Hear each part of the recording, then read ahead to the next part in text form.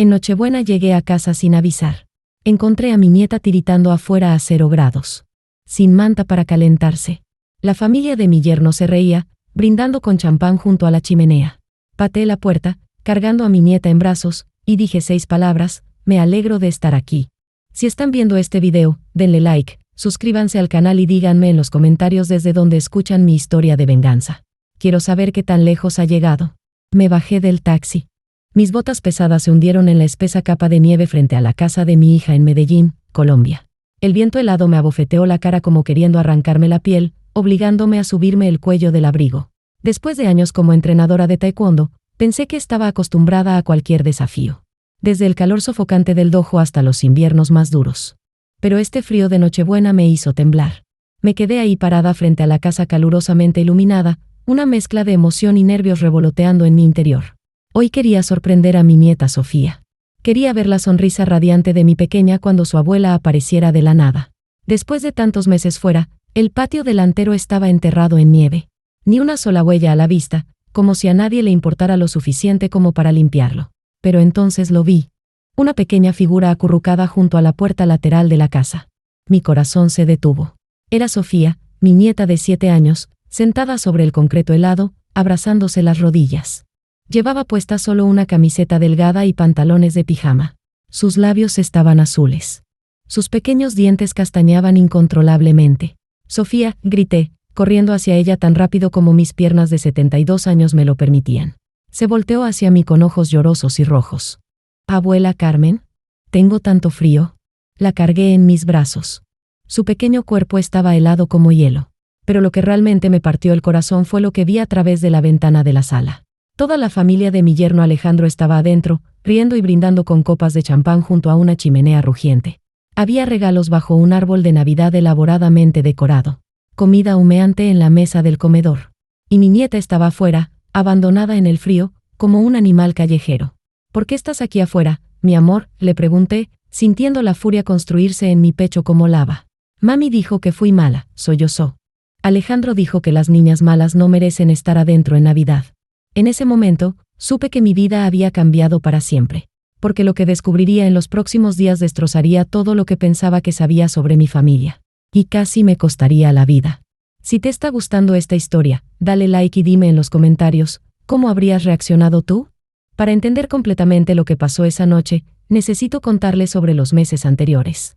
Todo comenzó 6 meses antes, cuando recibí una llamada de mi hija Patricia. «Mamá», había dicho, su voz sonando extrañamente tensa. «Necesito pedirte un favor enorme». Patricia había estado casada con Alejandro durante 8 años. Él era un hombre de negocios exitoso, al menos eso pensábamos todos. Tenían una hermosa casa en el barrio El Poblado de Medellín, y Sofía parecía ser una niña feliz siempre que la visitaba. «Necesito que me prestes 200 millones de pesos», había continuado Patricia. «Es para la empresa de Alejandro. Tiene una oportunidad de inversión increíble, pero necesita capital rápido. 200 millones de pesos. Era prácticamente todos mis ahorros de toda la vida. El dinero que había guardado trabajando como entrenadora, vendiendo mi pequeño apartamento, incluso la herencia que me había dejado mi esposo Roberto cuando murió hace 5 años. «Patricia, esa es toda mi jubilación», le había dicho, sintiéndome el estómago revuelto. «Lo sé, mamá. Pero es solo por 6 meses. Te prometo que te devolveremos cada peso con intereses. Alejandro dice que podemos duplicar la inversión». Algo en su voz no sonaba bien. Pero era mi hija, mi única hija. Y ella nunca me había mentido antes. Además, había agregado, «si no lo hago, podríamos perder la casa. Y Sofía, no quiero que Sofía tenga que mudarse y cambiar de escuela». Esas palabras me destrozaron. La idea de mi nieta sufriendo era más de lo que podía soportar. Así que 3 días después, transferí todo mi dinero a la cuenta de Alejandro. 200 millones de pesos. Una suma que había tomado décadas ahorrar. «Te prometo que cuidaremos bien tu dinero, Carmen», me había dicho Alejandro cuando firmamos los papeles. Sus ojos no me miraron directamente. Debería haber notado esa señal de alerta. Los primeros 2 meses fueron normales. Patricia me llamaba regularmente. Sofía parecía feliz cuando hablábamos por videollamada. Alejandro incluso me envió algunos reportes de inversión que lucían profesionales. Pero en el mes 3, las cosas comenzaron a cambiar. Las llamadas de Patricia se volvieron menos frecuentes. Cuando hablaba con Sofía, la niña parecía más callada, más distante. Un día, durante una videollamada, noté un moretón en su brazo. ¿Qué pasó con tu brazo, mi amor?, le pregunté. Sofía miró nerviosamente fuera de cámara antes de responder. Me caí de mi bicicleta, abuela. Pero algo en sus ojos me dijo que estaba mintiendo. Para el mes 4, Patricia dejó de responder mis llamadas por completo. Cuando finalmente logré contactarla, sonaba diferente. Distante, fría. Mamá, todo está bien. Solo estamos muy ocupados con el negocio. ¿Y mi dinero? Dijiste que sería solo por 6 meses. Necesitamos un poco más de tiempo. El mercado ha estado complicado. Esa fue la última conversación real que tuvimos. En el mes 5, decidí actuar. Contraté a un investigador privado llamado Miguel Santos. Era un hombre mayor, con experiencia en casos de fraude familiar. Señora Carmen, me dijo después de una semana de investigación, creo que necesita sentarse para escuchar esto. Lo que Miguel había descubierto me dejó sin aliento. Su yerno no tiene ninguna empresa, me dijo Miguel, deslizando una carpeta gruesa por la mesa de café en mi pequeño apartamento alquilado. De hecho, ha estado viviendo de estafas durante años. Abrí la carpeta con manos temblorosas. Había fotografías, documentos bancarios, registros públicos. Todo pintaba un retrato de un hombre que había construido su vida entera sobre mentiras. Alejandro Ramírez, si ese es incluso su nombre real, ha estafado al menos a 12 familias en los últimos 5 años, continuó Miguel. Su modus operandi es siempre el mismo.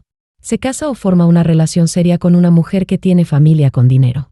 Convence a la familia de invertir en sus negocios ficticios. Luego desaparece con el dinero.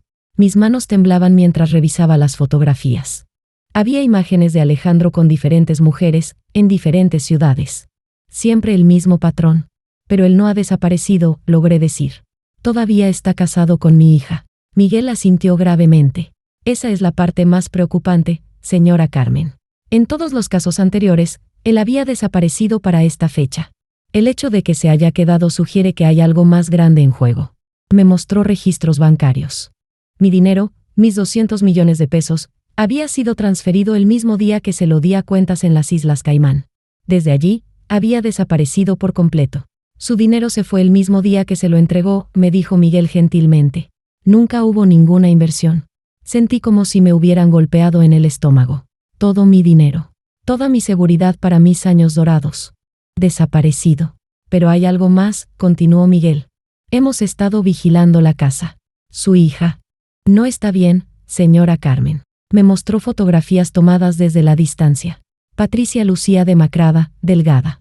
En algunas imágenes, tenía lo que parecían ser moretones en los brazos. Creemos que está siendo abusada. Y posiblemente drogada. Mi corazón se partió en pedazos. Mi hija, mi pequeña Patricia. ¿Y Sofía?, pregunté, mi voz apenas un susurro. La niña está, bueno, está siendo negligida. A menudo la vemos jugando sola en el patio, sin supervisión adecuada. Y hay ocasiones en las que parece estar siendo castigada. Las fotografías que me mostró me hicieron llorar. Mi nieta, mi pequeña Sofía, lucía mucho más delgada de lo que recordaba. En varias imágenes, estaba sentada sola mientras los adultos estaban adentro. Señora Carmen, me dijo Miguel, inclinándose hacia adelante, creo que su hija y su nieta están en peligro real. Y creo que usted también podría estarlo. ¿Qué quieres decir?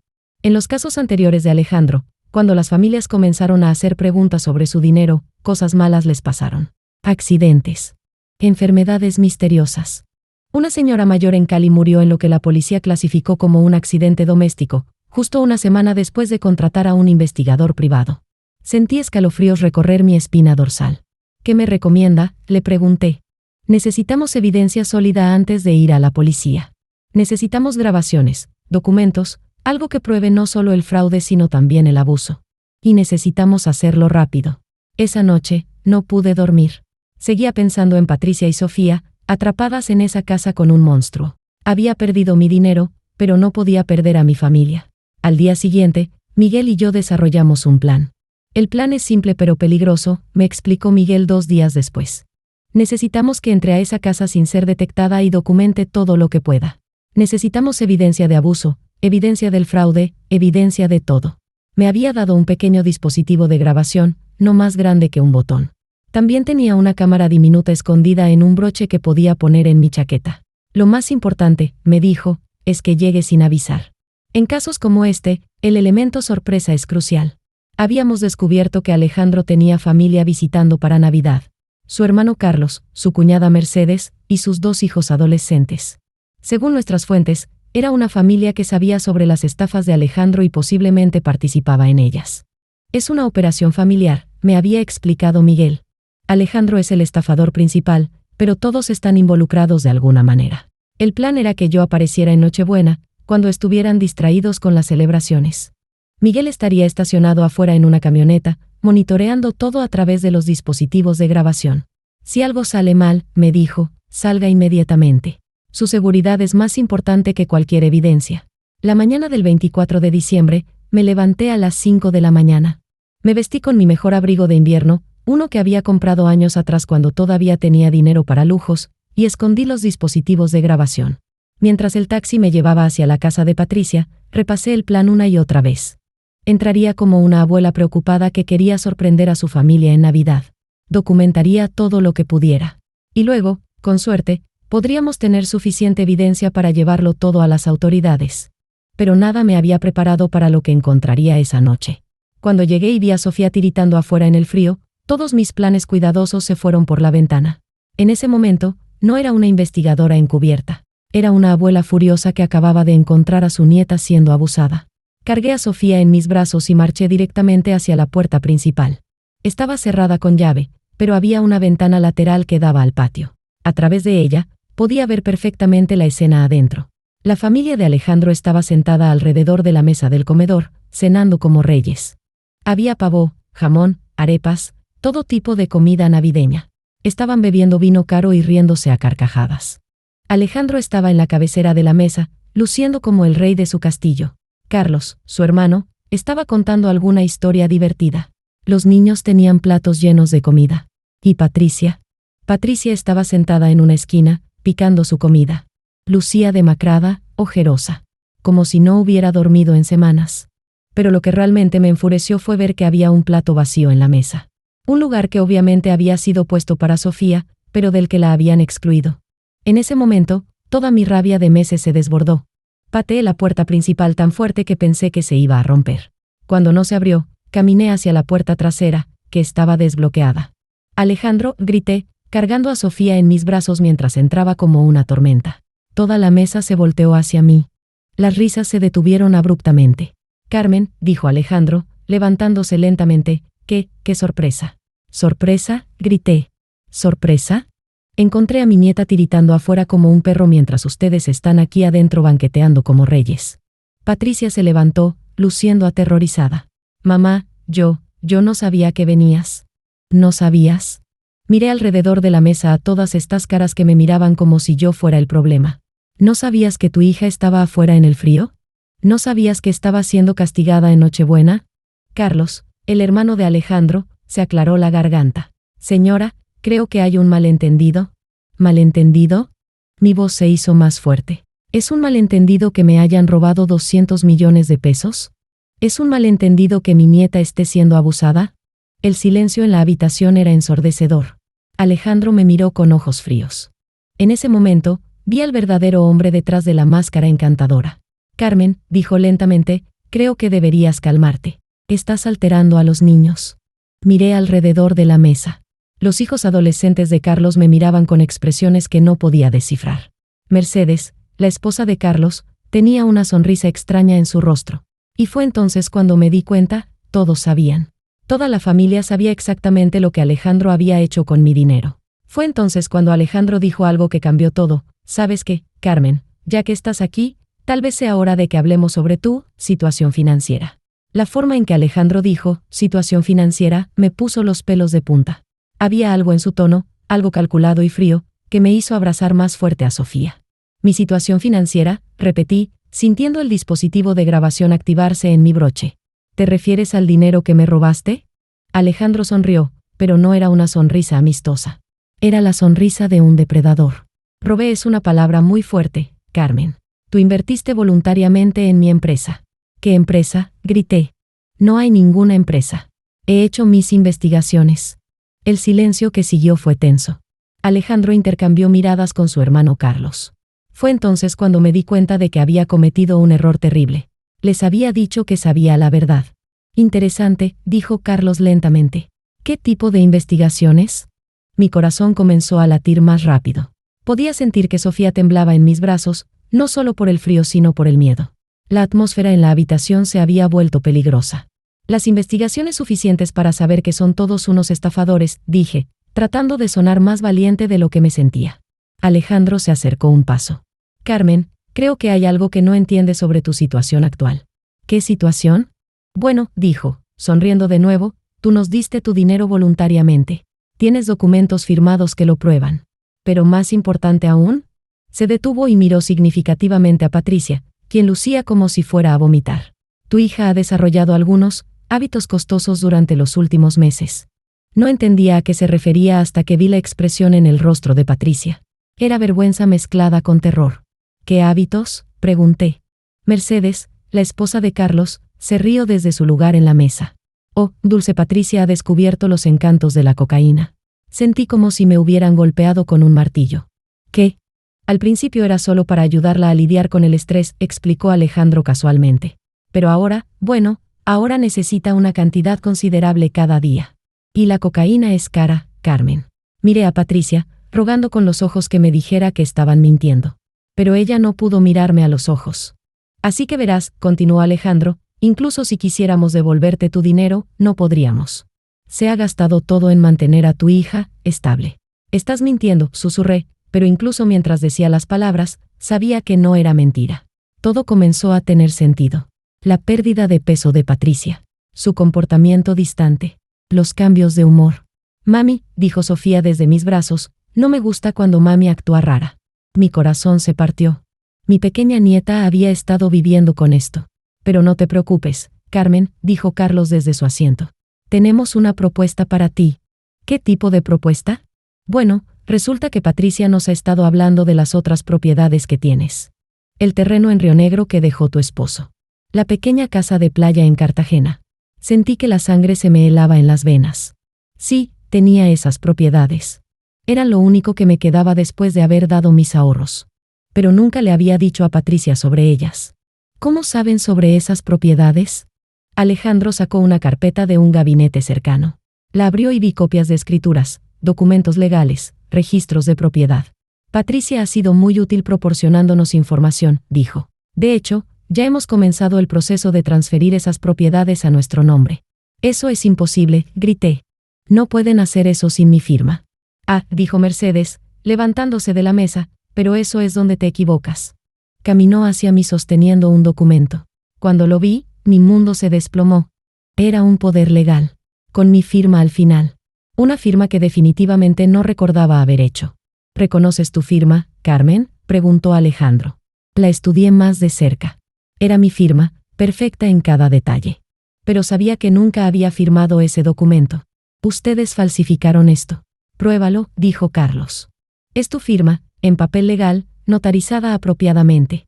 Todo completamente legal. Fue entonces cuando me di cuenta de cuán profunda era esta conspiración. No solo habían robado mi dinero. Habían estado planeando robar todo lo que tenía. Y estaban usando a mi propia hija para hacerlo. Patricia, dije, volteándome hacia mi hija, ¿sabías sobre esto? Ella finalmente me miró, y lo que vi en sus ojos me destrozó. Era culpa, pero también resignación. Mamá, dijo suavemente, yo necesito ayuda. Entonces te conseguimos ayuda, grité. Pero no de esta manera. No robando y estafando. Es demasiado tarde para eso, dijo Alejandro. Patricia ya debe demasiado dinero a demasiada gente peligrosa. Si no obtenemos el dinero de esas propiedades pronto. No terminó la frase, pero la implicación estaba clara. ¿La están amenazando?, pregunté. No la estamos amenazando, Carmen, dijo Carlos. La estamos protegiendo. De gente mucho más peligrosa que nosotros. Fue entonces cuando Sofía susurró algo en mi oído que cambió todo. Abuela, tengo miedo. Ayer vi a los hombres malos otra vez. ¿Qué hombres malos, mi amor? Pero antes de que pudiera responder, Alejandro se acercó más. Carmen, necesitas tomar una decisión esta noche. Puedes firmar voluntariamente las transferencias de propiedad, ¿o qué? O las cosas se van a poner muy difíciles para toda tu familia. Miré alrededor de la habitación. Toda esta gente me estaba mirando como si fuera una presa.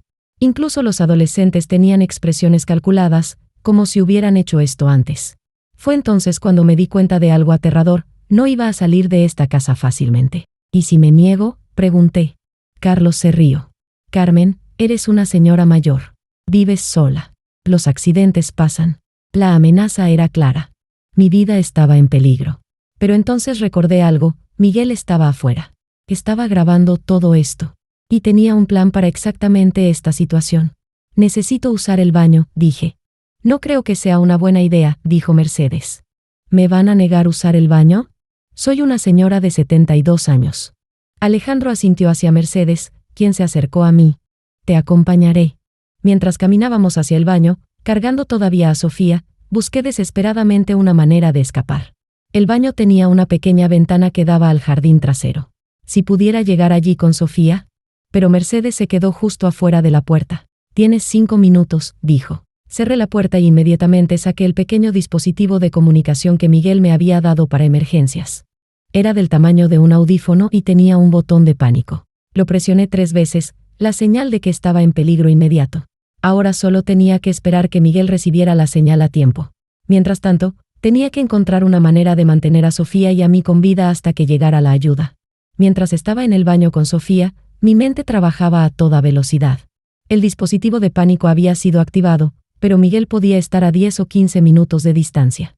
Necesitaba ganar tiempo. Abuela, susurró Sofía, ¿vamos a estar bien? Sí, mi amor, le dije, aunque no estaba segura de creerlo yo misma. Sofía, ¿sabes si hay otra manera de salir de esta casa? La pequeña asintió. Hay una puerta en el sótano que da al garaje. Papi Alejandro la usa cuando no quiere que mami vea a los hombres que vienen. Mi corazón se aceleró. ¿Qué hombres, mi amor? Los hombres que huelen raro y siempre están enojados. Vienen por las noches y hablan con papi Alejandro sobre dinero. Eso confirmaba mis peores sospechas. Alejandro no solo era un estafador, estaba involucrado con gente realmente peligrosa. ¿Puedes mostrarme dónde está esa puerta?, le pregunté. Sofía asintió, pero entonces Mercedes golpeó la puerta. Tiempo. Salgan ahora. Abrí la puerta, todavía cargando a Sofía. Mercedes me escoltó de vuelta a la sala, donde toda la familia me estaba esperando con sonrisas tensas. Entonces, Carmen, dijo Alejandro, ¿has pensado en nuestra propuesta? Necesito más tiempo, dije, tratando de sonar calmada. El tiempo es algo que no tenemos mucho, respondió Carlos. De hecho, tenemos algunos socios comerciales que van a llegar pronto. Y ellos no son tan pacientes como nosotros. Como si hubiera sido planeado, sonó el timbre de la puerta. Alejandro y Carlos intercambiaron miradas. Ese debe ser ellos ahora, dijo Alejandro. Patricia, lleva a Sofía a su habitación. No, dije inmediatamente. Sofía se queda conmigo. Carmen, dijo Mercedes con una voz peligrosamente suave, no estás en posición de hacer demandas. Patricia se acercó con los ojos llorosos. Mamá, por favor. Solo deja que se lleve a Sofía arriba. Va a ser mejor para ella. Pero algo en la expresión de Patricia me dijo que si dejaba que se llevaran a Sofía, posiblemente nunca la vería de nuevo. El timbre sonó otra vez, más insistentemente esta vez. Ve a abrir la puerta, le dijo Alejandro a uno de los adolescentes. Mientras el chico caminaba hacia la puerta, Sofía susurró en mi oído, abuela, esos son los hombres malos. Cuando vienen, siempre pasan cosas malas. Mi decisión fue instantánea. Sea quien fuera que estuviera en esa puerta, no iba a quedarme para averiguarlo. Ahora, Sofía, grité, y corrimos hacia las escaleras que llevaban al sótano. Deténganla, gritó Alejandro.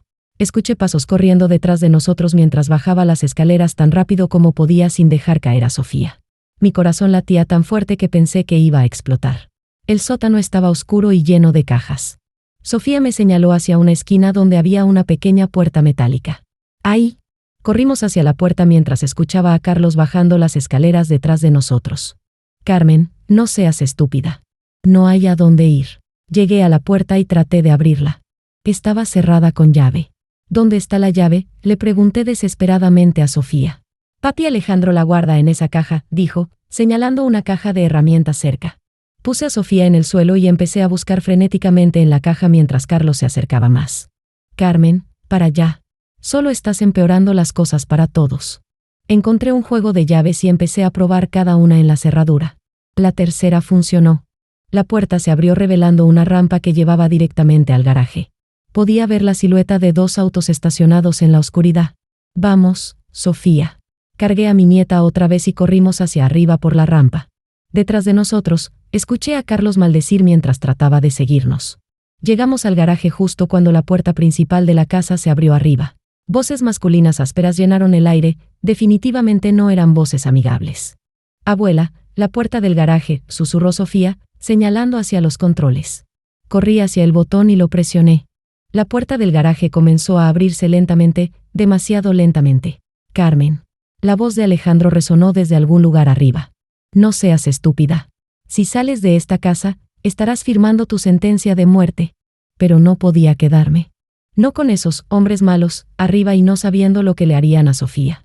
Cuando la puerta del garaje estuvo lo suficientemente abierta, me agaché y salimos corriendo hacia la calle nevada. El frío nocturno nos golpeó como una pared. Sofía temblaba violentamente en mis brazos, pero no podía parar para calentarla. Necesitábamos llegar a un lugar seguro. Corrí hacia la calle, buscando desesperadamente la camioneta de Miguel. No la veía por ningún lado. Detrás de nosotros, escuché la puerta principal de la casa abrirse y pasos corriendo en la nieve. «Por ahí van», gritó la voz de Carlos. Fue entonces cuando vi los faros. Una camioneta blanca dobló la esquina y se dirigió directamente hacia nosotros. Por un momento terrible, pensé que eran los hombres malos de los que hablaba Sofía. Pero entonces la camioneta se detuvo bruscamente a nuestro lado y Miguel saltó del asiento del conductor. «Suban. Ahora». No necesité que me lo dijeran 2 veces. Salté al asiento del pasajero con Sofía mientras Miguel pisaba el acelerador. «¿Está herida?», me preguntó mientras acelerábamos por la calle. «No, pero Miguel, es peor de lo que pensábamos. Hay otras personas involucradas. Gente peligrosa». «Lo sé». Escuché todo a través del dispositivo de grabación. «Y no somos los únicos que los estábamos vigilando esta noche». «¿Qué quieres decir?». Miguel señaló por el espejo retrovisor. 3 autos estaban siguiéndonos, pero uno de ellos era un auto de policía sin marcas. La policía ha estado investigando a Alejandro durante meses. Su pequeña confrontación de esta noche les dio exactamente lo que necesitaban para obtener una orden de arresto. Miré hacia atrás y vi que efectivamente, uno de los autos que nos seguían tenía luces de emergencia intermitentes. «¿Van a arrestarlos?». «A todos», dijo Miguel. «Incluyendo a los socios comerciales que llegaron esta noche. Resulta que son parte de una red de lavado de dinero mucho más grande». Sofía se acurrucó más cerca de mí. «Abuela, ¿vamos a estar seguros ahora?». «Sí, mi amor», le dije, finalmente sintiéndome como si fuera verdad. «Vamos a estar seguros». 3 horas después, estábamos sentados en una estación de policía, tomando chocolate caliente mientras yo daba mi testimonio a los detectives. «Señora Carmen», me dijo la detective María Ruiz, una mujer de mediana edad con ojos gentiles pero determinados, «lo que usted documentó esta noche va a ayudarnos a desmantelar una operación que ha estado funcionando durante más de 5 años». Me mostró una gran pizarra llena de fotografías, nombres y líneas conectando diferentes personas. Era como algo que verías en una película sobre el crimen organizado. Su yerno Alejandro Ramírez, cuyo nombre real es Alejandro Vázquez, es parte de lo que llamamos una familia de estafadores profesionales. No están relacionados por sangre, pero operan como una familia criminal organizada. Señaló diferentes fotografías en la pizarra. Carlos no es realmente su hermano. Es su socio de más confianza. Mercedes es una experta en falsificación de documentos. Los adolescentes que vio son en realidad adultos jóvenes que se especializan en hackear sistemas financieros y robar identidades. Mi cabeza daba vueltas. ¿Pero por qué Patricia? ¿Por qué mi hija? Porque usted era el objetivo perfecto, explicó la detective Ruiz gentilmente. Una señora mayor, viuda, con ahorros sustanciales y propiedades. Patricia era simplemente el medio para llegar a usted. ¿Y las drogas? ¿Realmente está adicta a la cocaína? La detective asintió tristemente. Sí, pero no fue su elección. Creemos que comenzaron drogándola sin su conocimiento, mezclando pequeñas cantidades en su comida y bebida. Para cuando se dio cuenta de lo que estaba pasando, ya era dependiente. Sentí como si me fuera a desmayar. ¿Cómo pueden hacer eso a alguien? Es una táctica común en estos tipos de estafas familiares. Mantienen a la víctima familiar dependiente de las drogas para que no puedan resistir o escapar. Miguel, que había estado sentado silenciosamente, se inclinó hacia adelante. Detective, ¿qué pasa con las otras víctimas? ¿Las de los casos anteriores? Esa es la parte más perturbadora, dijo la detective Ruiz. Hemos identificado al menos 17 familias que han sido estafadas por este grupo en los últimos 5 años. El total de dinero robado supera los 2.000 millones de pesos. 2.000 millones de pesos. La cifra era asombrosa. ¿Y las muertes?, pregunté, recordando lo que Miguel había mencionado sobre la señora en Cali. Confirmadas 3 muertes sospechosas. Todas personas mayores que habían comenzado a hacer preguntas sobre sus inversiones perdidas. Creemos que hay más, pero será difícil de probar. Sofía, que había estado dormitando en una silla cercana, se despertó y se acercó a mí. Abuela, ¿dónde está mami? Esa era la pregunta que había estado temiendo. Patricia está recibiendo ayuda médica ahora mismo, mi amor, le dijo gentilmente la detective Ruiz. Está en el hospital, donde los doctores van a ayudarla a sentirse mejor. ¿Está enferma? Sí, cariño, está enferma. Pero va a mejorar. La detective se volvió hacia mí. Señora Carmen, necesito advertirle que la recuperación de Patricia va a ser un proceso largo. La adicción a la cocaína es seria, especialmente cuando se combina con el trauma psicológico que ha experimentado. ¿Cuánto tiempo? Meses, posiblemente años. Y va a necesitar mucho apoyo. Miré a Sofía, quien me estaba mirando con esos ojos grandes y confiados. Esta pequeña niña había pasado por tanto trauma, y ahora iba a tener que enfrentar meses sin su madre. ¿Qué pasa con la custodia de Sofía?, pregunté. Bueno, eso depende, dijo la detective Ruiz. ¿Estaría usted dispuesta y capaz de cuidar de ella? No tuve que pensar ni un segundo. Por supuesto. Hay algunos desafíos, continuó la detective. Usted ha perdido sus ahorros, y entiendo que también están tratando de tomar sus propiedades. Sobre eso, interrumpió Miguel, tengo buenas noticias. Sacó una carpeta de su maletín. He estado trabajando con un abogado especializado en fraude financiero.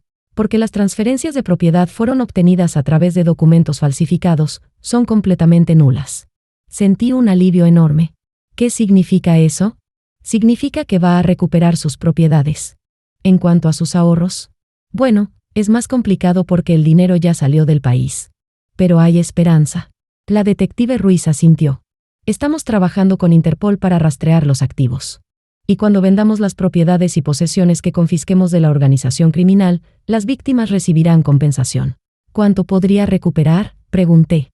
Es difícil decir exactamente, pero probablemente entre el 60 y el 80% de su inversión original. No era todo, pero era esperanza. Y con mis propiedades seguras, Sofía y yo estaríamos bien. Abuela, dijo Sofía, tirando de mi manga, ¿puedo quedarme contigo? Sí, mi amor, le dije, abrazándola fuerte. Vas a quedarte conmigo todo el tiempo que quieras. Pero lo que no sabía en ese momento era que la historia estaba lejos de terminar.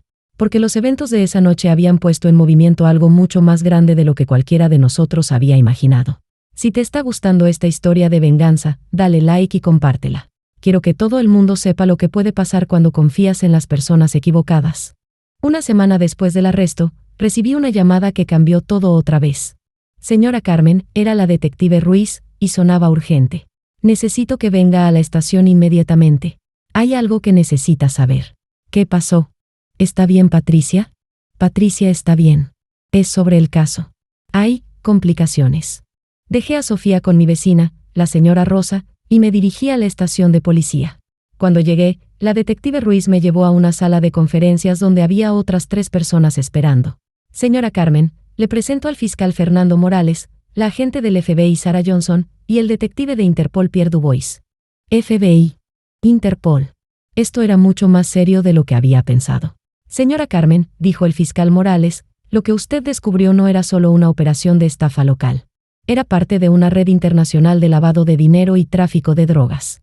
La agente Johnson abrió una laptop y me mostró un mapa del mundo con puntos rojos marcando diferentes ubicaciones. La organización de Alejandro Vázquez tiene conexiones en 12 países, explicó. Colombia, México, Estados Unidos, España, Italia, Francia. No entiendo, dije. Pensé que solo era una estafa familiar. Esa era solo la superficie, dijo el detective Dubois con acento francés. Las estafas familiares eran solo una manera de generar dinero en efectivo que luego se usaba para financiar operaciones de drogas más grandes. Me mostraron fotografías de laboratorios de cocaína, rutas de contrabando, cuentas bancarias en paraísos fiscales. Su dinero, señora Carmen, no solo fue robado. Fue usado para comprar precursores químicos que se enviaron a laboratorios clandestinos en la selva. Sentí náuseas. Mi dinero, los ahorros de toda mi vida, había sido usado para crear drogas que destruirían las vidas de miles de personas. ¿Por qué me están contando esto?, pregunté. Porque necesitamos su ayuda, dijo la agente Johnson. Alejandro y su equipo han estado cantando como canarios desde su arresto. Pero hay alguien más grande arriba en la cadena. el verdadero jefe de toda la operación. ¿Y quién es? Los 4 oficiales intercambiaron miradas. Señora Carmen, dijo la detective Ruiz gentilmente, ¿usted conoce a alguien llamado Roberto Salinas? El nombre me golpeó como un rayo. Roberto Salinas. Mi esposo Roberto había tenido un socio de negocios llamado Roberto Salinas hace años. Habían sido socios en un pequeño negocio de importación y exportación. Sí, dije lentamente. Era socio de mi esposo. ¿Por qué? Porque Roberto Salinas no era solo el socio de su esposo, dijo el fiscal Morales. Era el cerebro detrás de toda esta operación. Y creemos que ha estado observándola durante años. La habitación comenzó a girar. ¿Qué están diciendo? Estamos diciendo que la muerte de su esposo Roberto puede no haber sido natural, dijo la agente Johnson suavemente. Sentí como si me fuera a desmayar. Mi esposo murió de un ataque al corazón. El médico lo confirmó. Sí, pero hay medicamentos que pueden inducir ataques cardíacos sin dejar rastro, explicó el detective Dubois. Y Roberto Salinas tenía acceso a esos medicamentos. ¿Por qué? Susurré. ¿Por qué haría eso? Porque su esposo había descubierto que Salinas estaba usando su negocio de importación y exportación para lavar dinero, dijo la detective Ruiz. Encontramos documentos en la casa de Alejandro que sugieren que su esposo estaba planeando ir a las autoridades. Las lágrimas comenzaron a correr por mis mejillas. Roberto. Mi querido Roberto había sido asesinado. Pero esperen, dije, tratando de pensar claramente a través del shock. Si Salinas mató a mi esposo hace 5 años, ¿por qué esperó tanto tiempo para venir por mi dinero? ¿Por qué necesitaba que usted confiara completamente en alguien?, explicó la agente Johnson. Alguien como su hija. El plan siempre fue usar a Patricia para llegar a usted. Pero primero necesitaban ganar su confianza completa, y luego quebrarla lentamente. Alejandro fue asignado específicamente para seducir a Patricia, agregó el fiscal Morales. Todo fue planeado desde el principio. El matrimonio, Sofía, todo. Sentí como si fuera a vomitar. ¿Sofía? Sofía es su nieta biológica, me aseguró rápidamente la detective Ruiz. Esa parte era real. Pero Alejandro sabía exactamente lo que estaba haciendo cuando se casó con Patricia. Entonces todo ha sido una mentira durante 8 años. No todo, dijo la agente Johnson. El amor de Patricia por usted es real. Su amor por Sofía es real. Ella es tanto una víctima como usted. ¿Dónde está Roberto Salinas ahora?, pregunté. Los oficiales intercambiaron miradas otra vez. Esa es la parte complicada, dijo el detective Dubois. Desapareció 3 días después del arresto de Alejandro. Creemos que se dio cuenta de que su operación había sido comprometida. Pero tenemos razones para creer que todavía está en Colombia, agregó el fiscal Morales. Y creemos que va a tratar de contactarla. ¿Por qué haría eso? Porque usted es la única persona que puede conectarlo directamente con el asesinato de su esposo, explicó la agente Johnson. Usted conocía su relación comercial. Usted podría tener documentos o información que podrían incriminarlo. No tengo nada de eso. Pero él no lo sabe. Y mientras piense que usted podría ser una amenaza, usted y Sofía están en peligro. Sentí escalofríos recorrer mi columna vertebral. ¿Qué necesitan que haga? Necesitamos que actúe como cebo, dijo la detective Ruiz. Con su permiso, vamos a hacer que parezca que usted está tratando de contactar a los medios para contar su historia. Eso debería atraer a Salinas. ¿Es peligroso? Estaremos monitoreando todo momento, me aseguró la agente Johnson. Y Sofía estará en un lugar seguro con protección las 24 horas. Pensé en mi esposo Roberto, muerto por un hombre en quien había confiado. Pensé en Patricia, destruida por drogas que fueron compradas con mi dinero. Pensé en todas las otras familias que habían sido destrozadas por esta organización. Está bien, dije. Lo haré. Pero no tenía idea de cuán peligroso se iba a volver todo. El plan era simple en teoría, pero aterrador en la práctica. Iba a hacer una serie de apariciones públicas, una entrevista en un programa de noticias local, una publicación en redes sociales que se volviera viral, incluso una pequeña manifestación frente al edificio donde Alejandro había tenido su oficina falsa. La idea era hacer que Roberto Salinas pensara que yo estaba causando demasiada atención mediática y que necesitaba silenciarme antes de que conectara los puntos que llevaran de vuelta a él. Recuerde, me dijo la agente Johnson mientras me colocaban un micrófono casi invisible bajo mi blusa, si Salinas aparece, no trate de ser una heroína. Nuestra principal prioridad es mantenerla con vida. Y si pregunta sobre documentos o evidencia que podría tener, dígale que los tiene, pero que están en un lugar seguro. Eso nos dará tiempo para arrestarlo antes de que se dé cuenta de que es una trampa. Sofía había sido trasladada a una casa segura con la señora Rosa. Habíamos acordado que era mejor que no supiera lo que estaba pasando, la pobre niña ya había pasado por suficiente trauma. Mi primera aparición pública fue en el noticiero de la noche en Canal Caracol. La reportera, Ana María López, era una mujer joven y agresiva que había estado siguiendo historias de fraude financiero.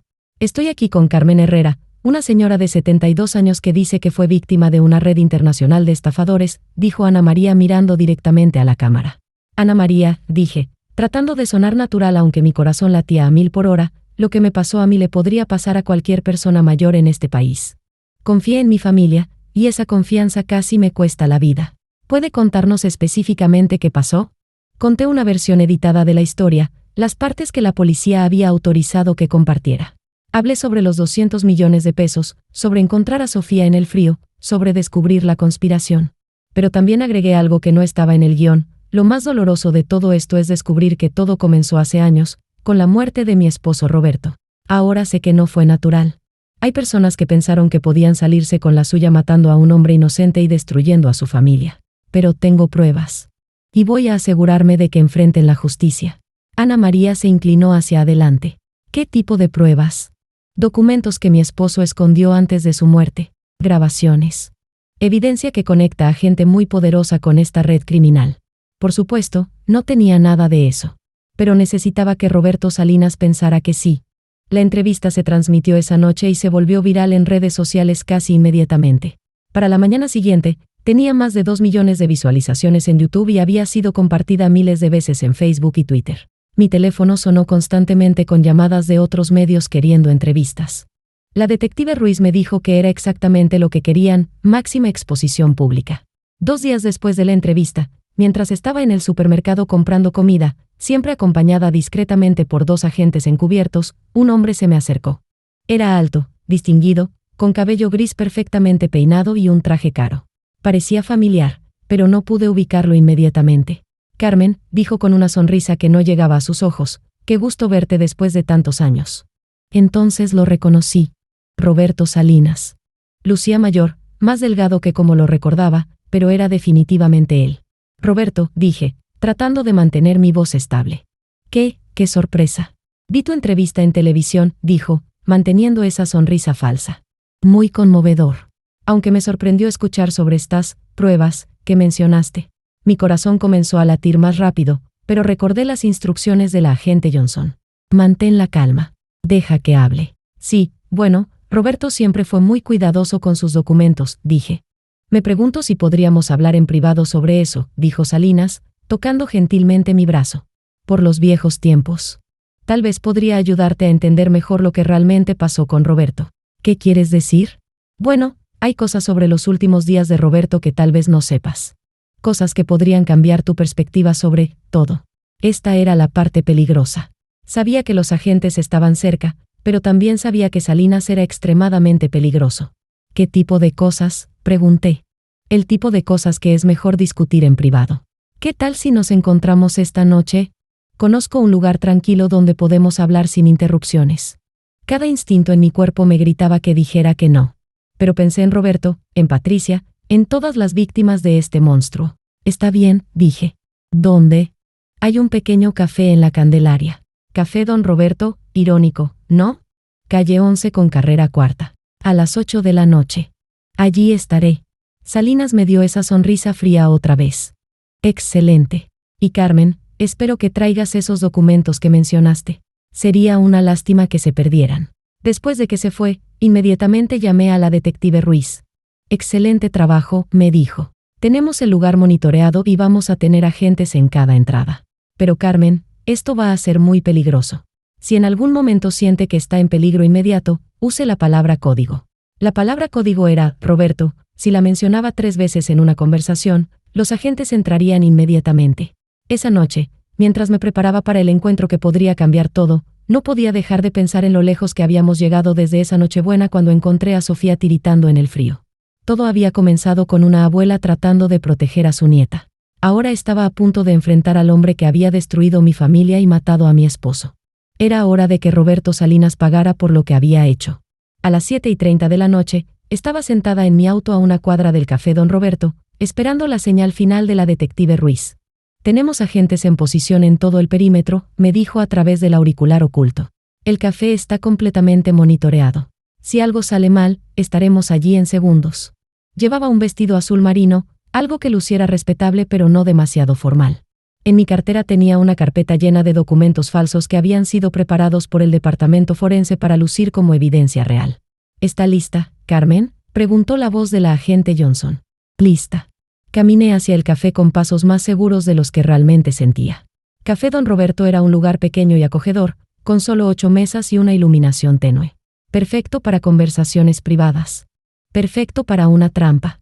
Roberto Salinas ya estaba allí, sentado en una mesa en la esquina más alejada de la entrada. Tenía una taza de café frente a él, pero no había tocado la bebida.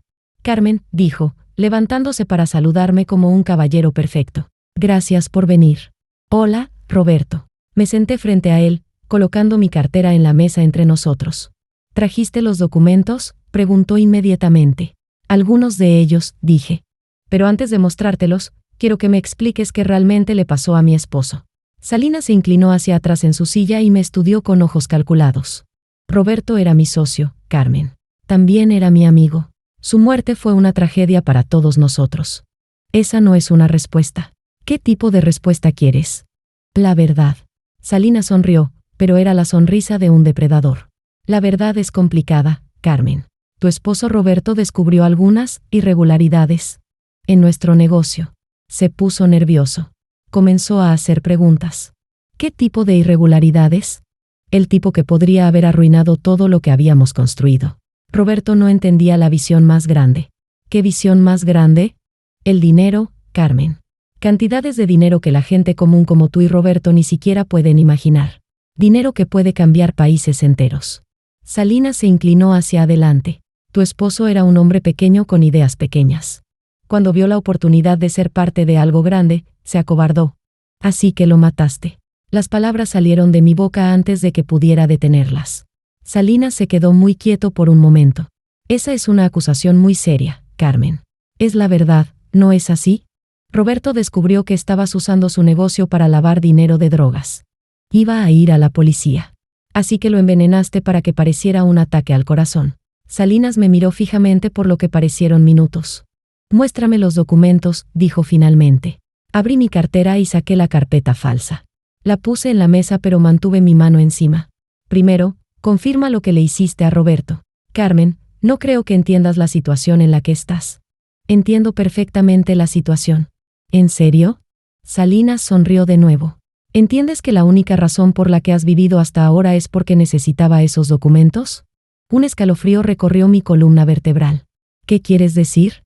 Quiero decir que habría sido muy fácil arreglar un pequeño accidente para ti hace semanas. Un resbalón en la ducha.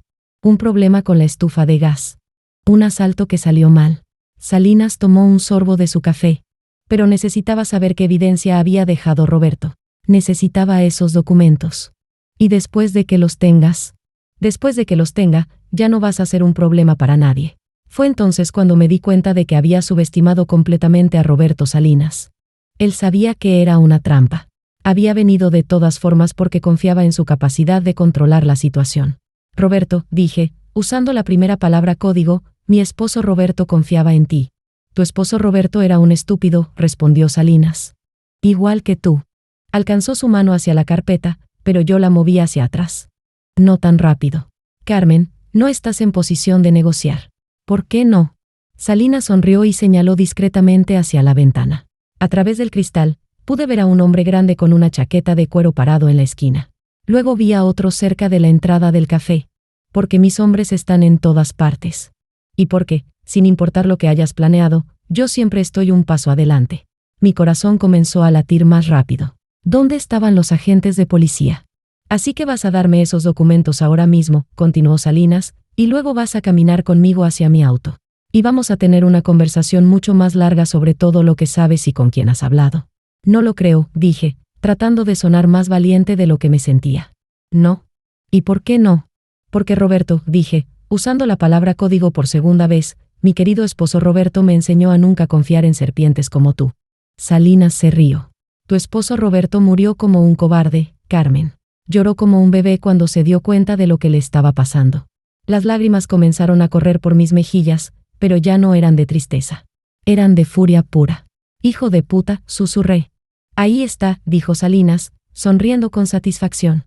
La verdadera Carmen. Ahora, dame esos documentos. Roberto, dije por tercera vez, usando la palabra código final, mi Roberto va a tener justicia esta noche. Por un momento, nada pasó. Salinas alcanzó la carpeta otra vez. Entonces las ventanas del café explotaron.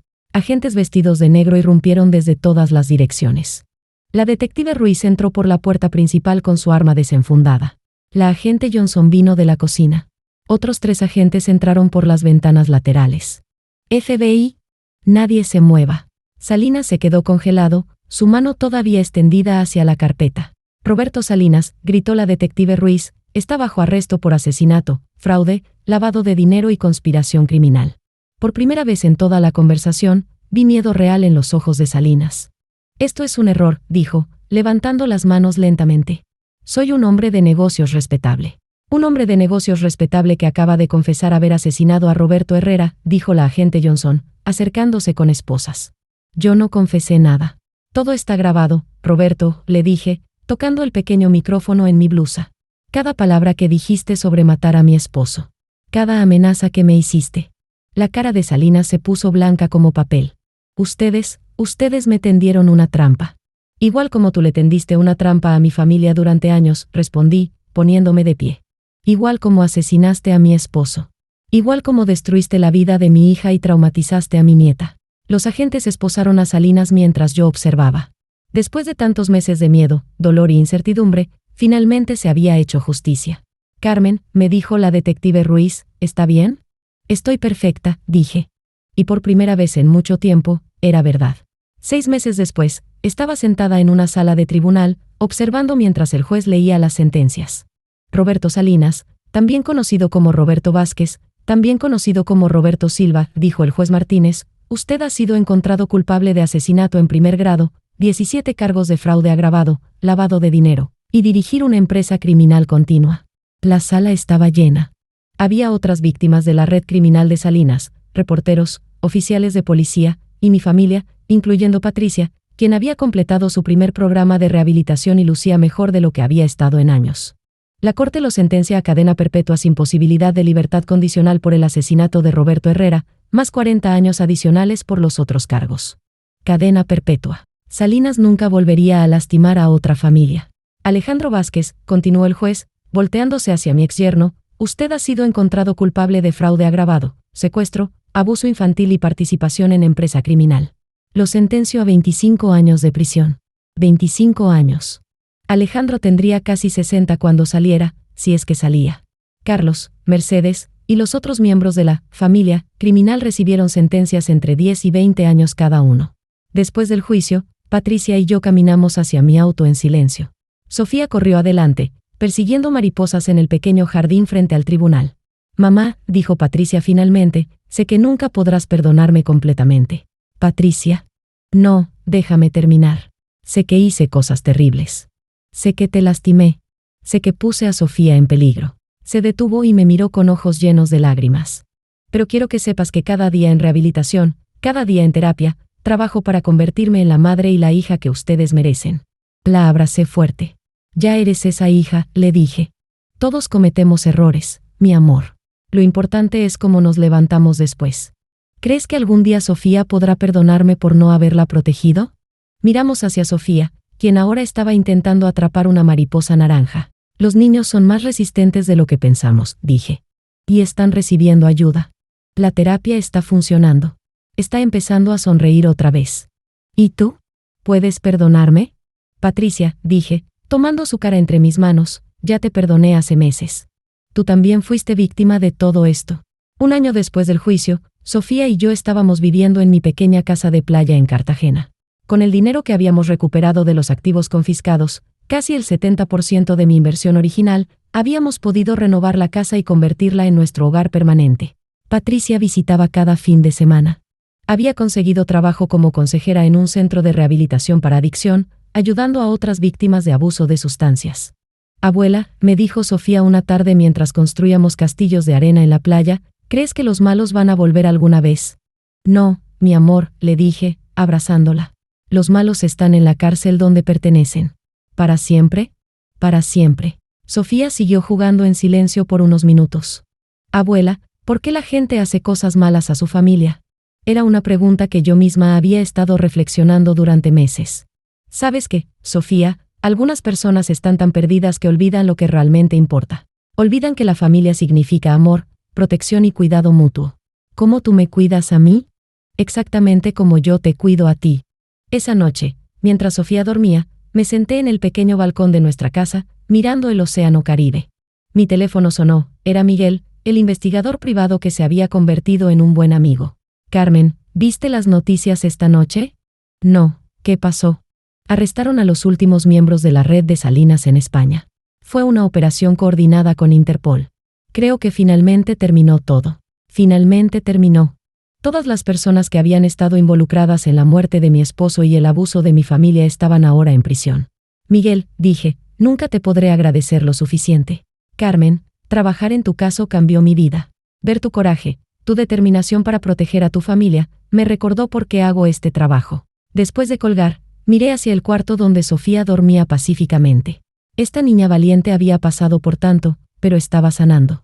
Estaba riendo otra vez. Estaba confiando otra vez. ¿Y Patricia? Patricia estaba reconstruyendo su vida ladrillo por ladrillo.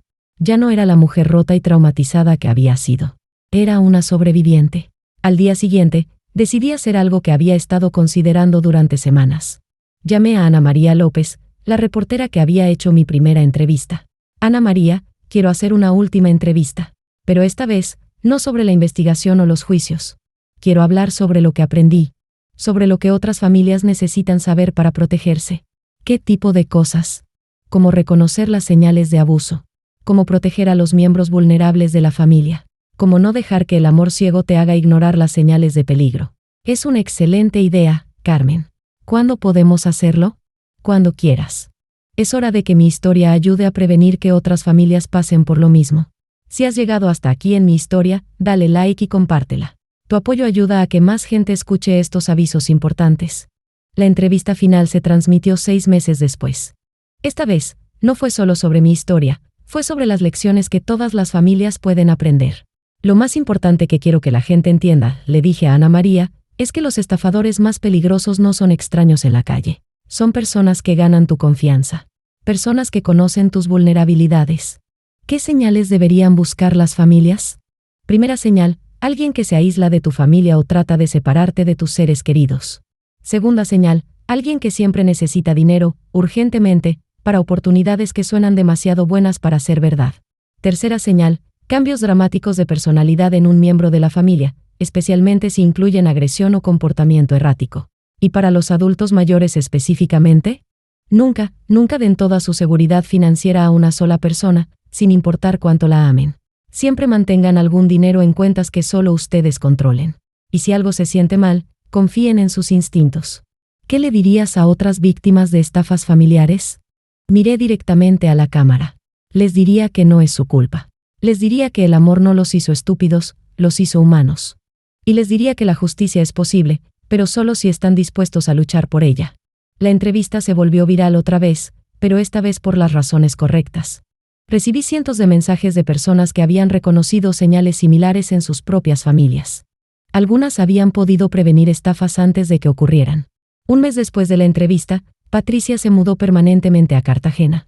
Había ahorrado suficiente dinero para comprar una pequeña casa cerca de la nuestra.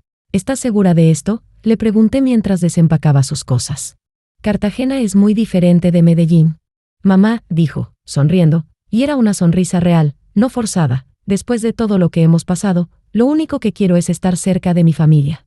Mi verdadera familia. Esa noche, las 3 generaciones de mujeres herreras cenamos juntas en mi pequeña terraza frente al mar.